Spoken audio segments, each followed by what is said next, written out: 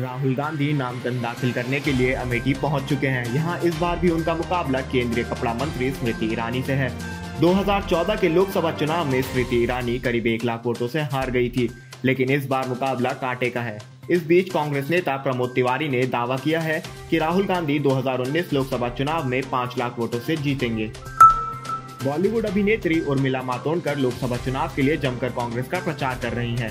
ये अभिनेत्री north Mumbai Lok Sabha seat से चुनाव लड़ रही हैं। उर्मिला मातोंडकर इस सीट पर बीजेपी कैंडिडेट गोपाल शेट्टी के खिलाफ इलेक्शन लड़ रही हैं। गोपाल शेट्टी ने हाल ही में कहा था कि उर्मिला भोली भाली लड़की हैं जो पॉलिटिक्स में जीरो है। ऐसे पर्सनल बयानबाजी पर उर्मिला ने उन्हें करारा जवाब दिया है। उर्मिला गोपाल शेट्टी के बयान पर प्रतिक्रिया देते हुए कहा, ये उनकी मानसिकता दर्शाता है। अगर मैं जीरो हूँ तो ये उनके लिए फायदे की बात है।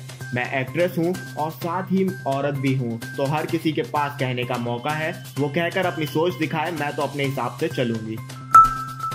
लोकसभा चुनाव 2019 को लेकर बयानबाजी तेज हो गई है। राजनीतिक पार्टियों के दिग्गज नेता एक दूसरे पर आरोप प्रत्यारोप लगा रहे हैं। इसी बीच गुजरात के जूनागढ़ में पीएम नरेंद्र मोदी ने कांग्रेस पर निशाना साधा है। उन्होंने कहा, कांग्रेस के घोटाले में एक नया घोटाला सबूतों के साथ और जुड़ गया है, वो है तुगलक रोड चुनावी घोटाला। पीएम नरेंद्र मोदी ने कहा, कांग्रेस सिर्फ और सिर्फ पैसा लूटने के लिए सत्ता में आती है। कांग्रेस के घोटालों में एक नया घोटाला सबूतों के साथ और जुड़ गया है, वो है तुगलक रोड चुनावी घोटाला। चारा घोटाले में जेल में सजा काट रहे आरजेडी प्रमुख लालू प्रसाद यादव की जमानत याचिका सुप्रीम कोर्ट ने खारिज कर दी है। बता दें कि उन्होंने कोर्ट में जमानत के लिए अपील की है। लालू ने अपनी पार्टी के प्रचार के लिए जमानत मांगी थी। लालू की याचिका की सीबीआई ने सर्वोच्च अदालत में विरोध किया है।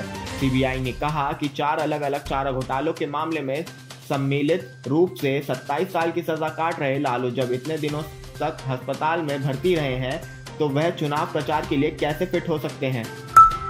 राफेल डील पर केंद्र सरकार को बड़ा झटका देते हुए सुप्रीम कोर्ट ने सरकार की आपत्तियां खारिज कर दी हैं, जिसके बाद से मोदी सरकार पूरी तरह से विपक्ष के निशाने पर आ गई है। मायावती ने ट्वीट कर कहा कि राष्ट्रीय सुरक्षा की आड़ में राफेल रक्षा सौदे में भारी गड़बड़ी, भ्रष्टाचार को छिपाने की पीएम श्री मोदी सरकार की कोशिश विफल। सुप्रीम कोर्ट में बीजेपी सरकार पूरी तरह घिरी। संसद के भीतर व बाहर बार बार झूठ बोलकर देश को गुमराह करने के लिए श्री मोदी माफी मांगे व रक्षा मंत्री इस्तीफा दें।